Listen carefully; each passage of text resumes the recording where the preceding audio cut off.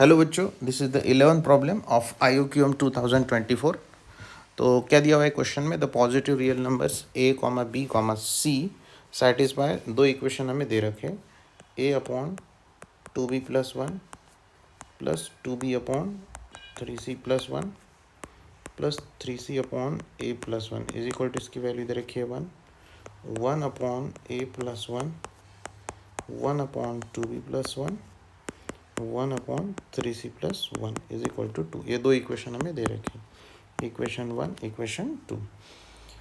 तो और हमें क्या करना है, ये वैल्यू निकालनी है। ठीक है, 1/a plus 1/b plus 1/c। तो इसको हम ऑब्जर्व करते हैं, यहाँ देखते हैं हम इसका और इसका डिनोमिनेटर सेम है। ठीक है, तो और 3c+1 सेम है, a+1 डिनोमिनेटर सेम है। तो ये दोनों इक्वेशन को अगर हम ऐड कर देते हैं तो हमारे पास क्या आ जाएगा, a+1, ये दोनों को ऐड कर देते हैं। ठीक है, लाइक टर्म है, मतलब डिनोमिनेटर सेम है। उसके बाद फिर ये दोनों, उसके बाद ये दोनों, तो ये आ जाएगा a+1 अपॉन 2b+1 प्लस, उसके बाद ये दोनों को ऐड करते हैं 2b+1 अपॉन 3c+1। देन उसके बाद ये बच गए 3c+1 अपॉन ये लास्ट के जो दो बच गए, और सॉरी a+1 है ना, तो ये इसके साथ ऐड होगा 3c+1 upon a+1 is equal to क्या आ गया 3। ओके, ये आ गया। अब यहाँ पे आप एक सिंपल सा ऑब्जर्वेशन देखिए, इसका डिनोमिनेटर इसका न्यूमरेटर, इसका डिनोमिनेटर इसका न्यूमरेटर सेम है और ये इसके साथ सेम है।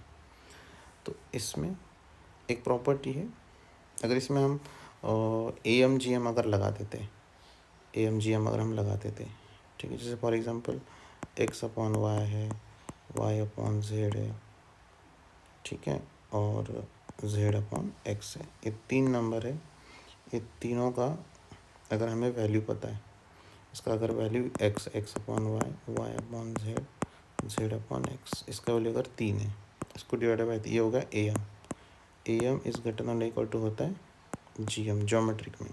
तो अरिथमेटिक मीन इसका greater than equal to geometric mean जब निकालेंगे, तीनों को मल्टीप्लाई करना पड़ेगा y into z, x into sorry z/x। तो ये जो है ये कैंसिल हो जाएगा, और ये आपका इसका वैल्यू हमें 3 दे रखा है, तो 3/3 1 is greater than is equal to 1।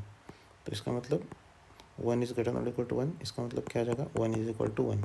तो इक्वल आ जाएगा, ये जब इक्वल आ जाएगा तो इसका मतलब क्या हो जाएगा कि x/y, y/z एंड z/x, ये तीनों को क्या हो जाना पड़ेगा इक्वल, तभी ये 3 आएगा और ये भी 3 आएगा।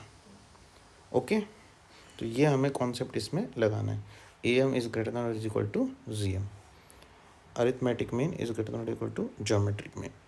तो ये अगर हम करते हैं तो ये तीनों क्या हो जाएंगे, और ये तीनों इक्वल होंगे और तीनों के तीनों 1 के बराबर हो जाएंगे। ओके, तो 1 + 1 + 1 जब करेंगे तब जाके आपका 3 आएगा। तो a+1 अपॉन 2b + 1, इसको अगर हम 1 लेते हैं तो हमारे पास a इज इक्वल टू कितना आ जाएगा 2b।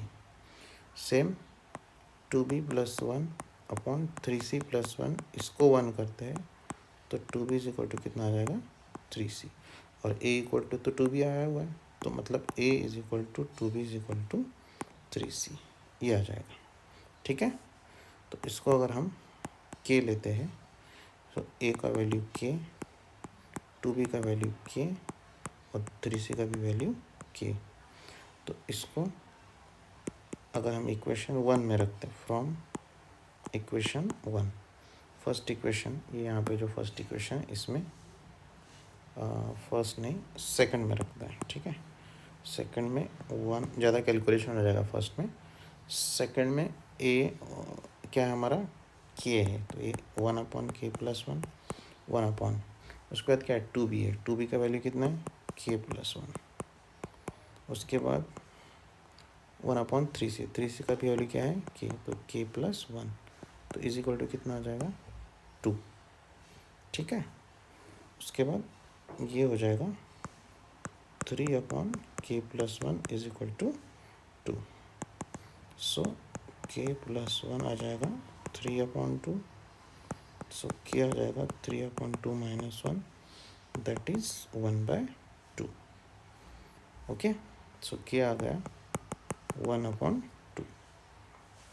के अगर 1/2 आ गया तो ए मेरा आ जाएगा 1/2.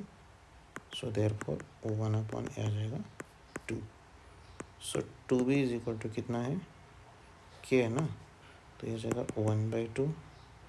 बी आ गया 1/4. सो देयरफॉर 1/b आ जाएगा 4. Same way 3c 1/2. सी आ गया 1/6.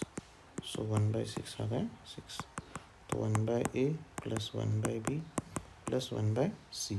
तो 1/a 2 है, 1/b 4 है और 1/c कितना है 6. तो कितना आ जाएगा 12. ओके, सो इस क्वेश्चन का आंसर कितना आ गया 12. ओके, तो आई होप आपको समझ में आ गया होगा.